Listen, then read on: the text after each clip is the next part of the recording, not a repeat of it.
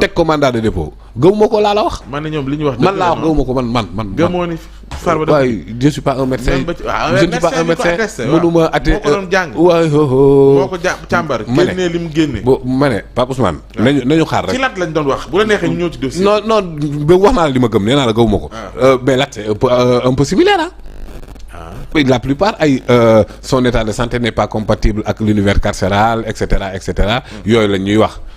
Des arguments parfois aussi séduisantes que fallacieuses. Parce que liberté provisoire sous surveillance électronique. Oui. D'accord. Mais durant l'excellence gis nga justice Cour suprême wax naa la léegi ne la moo jox dëgg Aïssatou Diop Fall. ñëpp tàccu ne il est bon. waaw tey moom moo defaat lii rek. il est toujours bon comprendre par exemple Mohamed Dieng bi nga xam te ne moom moo déposé woon ab plainte waral Lat Diop mu nekk ci. kaso bi on parle de 8 milliards de francs CFA yoo xam te ne ci la njort ni dafa am blanchiment extorsion de fonds ak it li nga xam te ne mooy détournement de fonds publics moom bi nga xam te ne mooy administrateur bu 1xBet Sénégal est-ce que mën nañ ko méngale ci yow ñi dénoncé woon Ismaïla Madior Fall ñu mujj leen teg loxo ba mu jëtal ba sax après ñu takkal leen bracelet non électronique bokkul sax waaw moom mii di Mohamed Dieng dugal plainte waaye moom il est libre. Pourquoi vous vouliez qu'il soit détenu xam nga juge bi bu ñu ko saisiré d'un dossier warul statuer infra petita wala ultra petita c'est-à-dire ci li ñu ko saisir lay kii qui a porté plainte contre Mohamed Dieng kan moo porté plainte Mohamed Dieng. dafa am plainte. dama la ko laaj pour ñuy demander nañ ko arrêter quoi. non il y a des gens chaque jour damay dégg mon ami nitu dëgg xurum xaq ne waa ji mu ngi libre mais waa ji ku ko porter plainte parce que juge bi il est saisi d'une plainte contre Lat Diop. mais ci loolu lay statuer. maanaam ñu déggee ci ne su doon ne amoon na plainte. ci contre que il peut s'auto-saisir ci yeneen i kii mais mu ngi nekk ci benn dossier moom.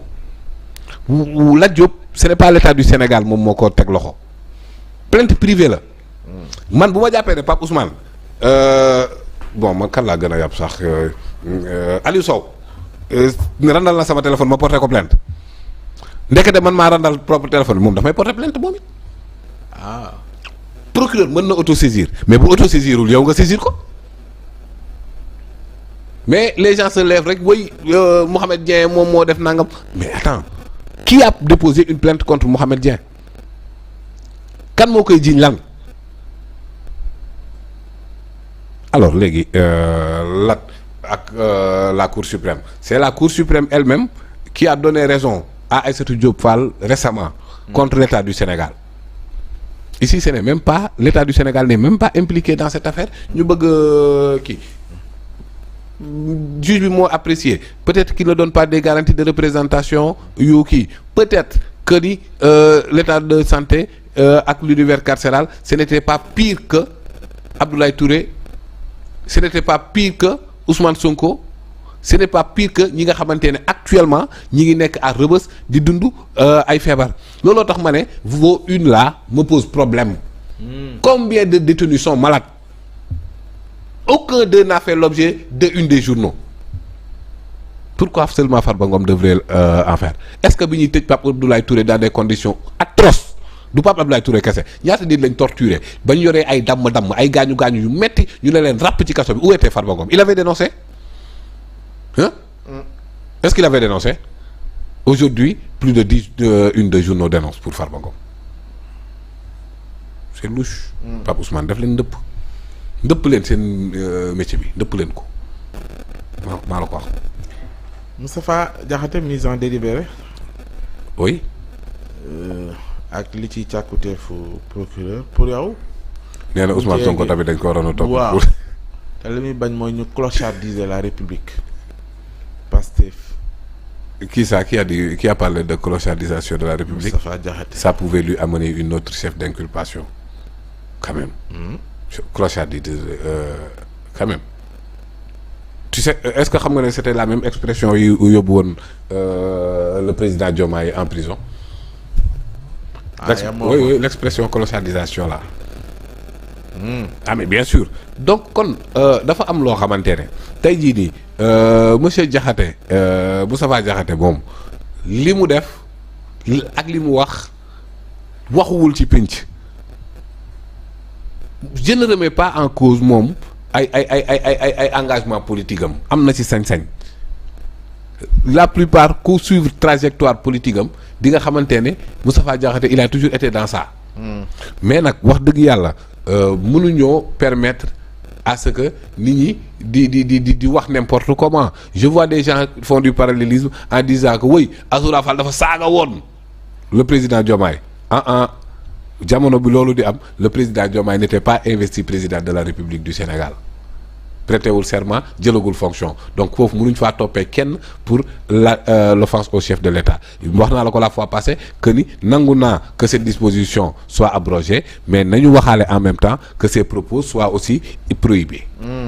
Moustapha Diakhaté oui justice dina délibérer loolu ñoom ñoo ko moom mais man mon intime conviction mooy ne vraiment il est dans la violation constante et permanente de la loi. Oui. D'accord ñu jeexale ak ville intelligente et inclusive DGPU.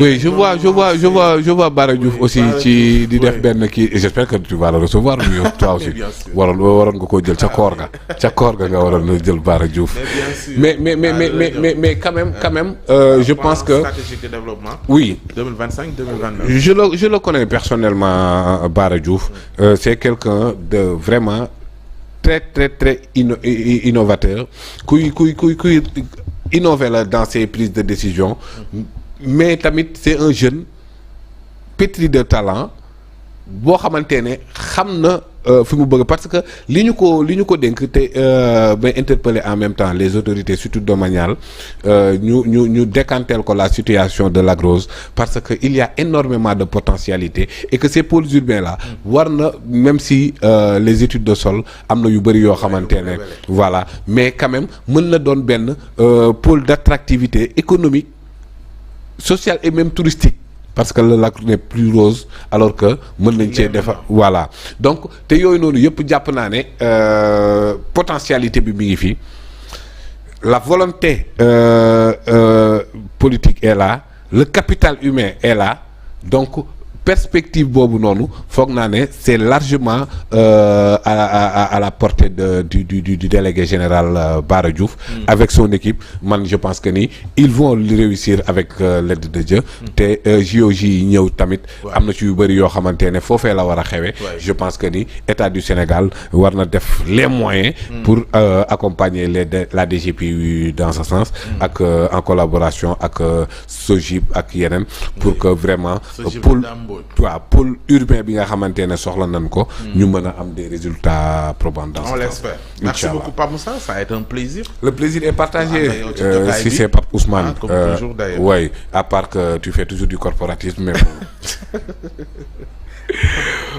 booy loolu des saa di xeet sa gars yi donc maa ngi lay jaajëfal bu baax a baax ak ña nekkoon ci gannaaw ñoom Assane Pendam aka doy waar maa ngi koy nuyu bu baax a baax di jaajëfal sénégalais yi ñi nga xamante ne ñu ngi doon suivre yëpp lépp loo xamante ne dëng na ci wax ji ñu ngi ciy jéggalu matadi doomi aadama la lépp lu ci jub borom bi tabaaraka wa taala la asalaamualeykum wa waaleykum salaam wa rahmatulah bien sapé dafa mel da nga am rendez-vous waaw gis nga de yaa ma gën a xam topp dëkk bi kii rek waaw foog lépp di jubbanti ko sama waa ji mooy loolu da ngay dem Chine wala waa boobu Chine ay Maroc nga dëkk fàtte naa Maroc ca buur ba ñu ngoo nuyu buur bi bu baax madame Cissé waaw Papi Cissé waaw maa ngi koy nuyu bu baax a baax Noreyni ñaaña Cissé ak Noreyni ñu ngi nuyu Noreyni bu baax di ko ziar waaw ñuy sénégalais yëpp ak GP waaw Kumba Thiam GP bu efficace bi maa nga nuyu